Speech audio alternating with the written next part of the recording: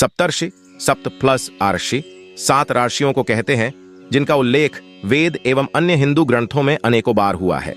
वेदों का अध्ययन करने पर जिन 7 राशियों या आर्षि कुल के नामों का पता चलता है और नाम क्रमशः इस प्रकार है: 1 वशिष्ठ, 2 विश्वामित्र, 3 कण्व, 4 भारद्वाज, 5 अत्रि, 6 वामदेव, 7 शौनक। पुराणों में सप्त राशि के नाम पर भिन्न भिन्न नामावली मिलती है।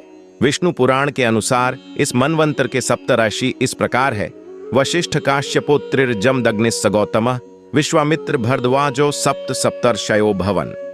अर्थात 7वें मनवंतर में सप्त राशि इस प्रकार हैं: वशिष्ठ, कश्यप, अत्रि, जमदग्नि, गौतम, विश्वामित्र और भारद्वाज।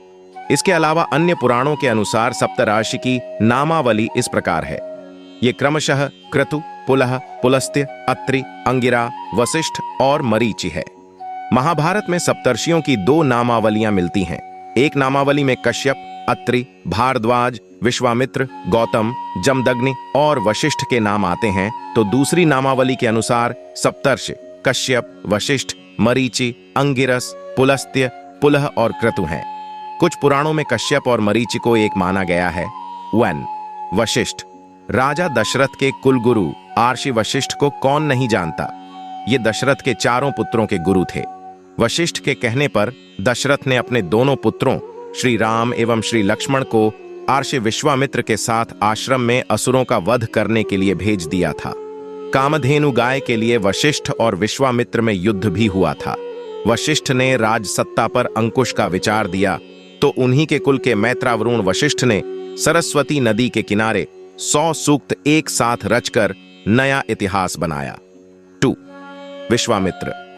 आर्षि होने के पूर्व विश्वामित्र राजा थे और आर्षि वशिष्ठ से कामधेनु गाय को हड़पने के लिए उन्होंने युद्ध किया था, लेकिन वे हार गए। इस हार ने ही उन्हें घोर तपस्या के लिए प्रेरित किया। विश्वामित्र की तपस्या और मेनका द्वारा उनकी तपस्या भंग करने की कथा जगत प्रसिद्ध है।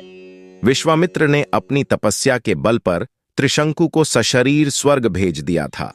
इस तरह आर्षि विश्वामित्र के असंख्य किस्से हैं। माना जाता है कि हरिद्वार में आज जहां शांति कुंज हैं, उसी स्थान पर विश्वामित्र ने घोर तपस्या करके इंद्र से रुष्ट होकर एक अलग ही स्वर्ग लोक की रचना कर दी थी।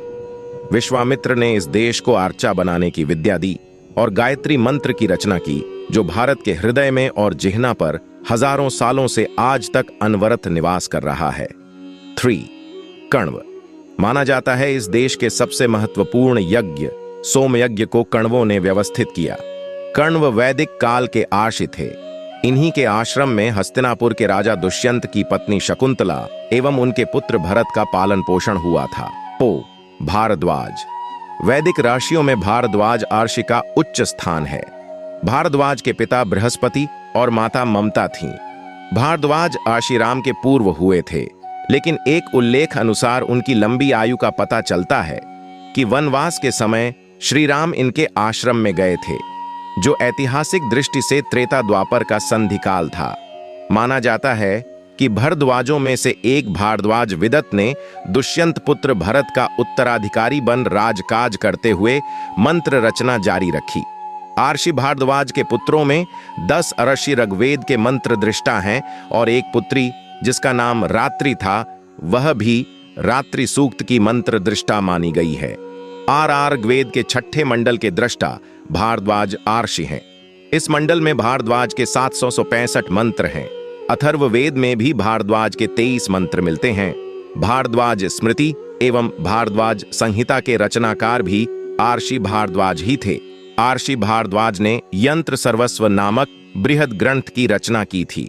इस ग्रंथ का कुछ भाग स्वामी ब्रह्म मुनि ने विमान शास्त्र के नाम से प्रकाशित कराया है।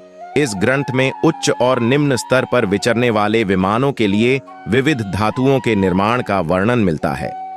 5 अत्रि। ऋग्वेद के 5म मंडल के दृष्टा महर्षि अत्रि ब्रह्मा के पुत्र, दुर्वासा, चंद्र और दत्तात्रेय के पिता और कर्दम प्रजापति व देवहूति की पुत्री अनुसूया के पति थे। अत्रि जब बाहर गए थे, तब त्रिदेव अनुसूया के घर ब्राह्मण के भेष में भिक्षा मांगने लगे और अनुसूया से कहा कि जब आप अपने संपूर्ण वस्त्र उतार देंगी तभी हम भिक्षा स्वीकार करेंगे। तब अनुसूया ने अपने सतीत्व के बल पर उक्त तीनों देवों को अबोध बालक बनाकर उन्हें भिक्षा दी। माता अनुसूया ने देवी सीता को पतिव्रत का उपदेश दिया था। अत्रि अराशी ने इस देश में कृषि के विकास में पृथु और रश्भ की तरह योगदान दिया था। अत्रि लोग ही सिंधु पार करके पारस, आज का ईरान, चले गए थे, जहां उन्होंने यज्ञ का प्रचार किया।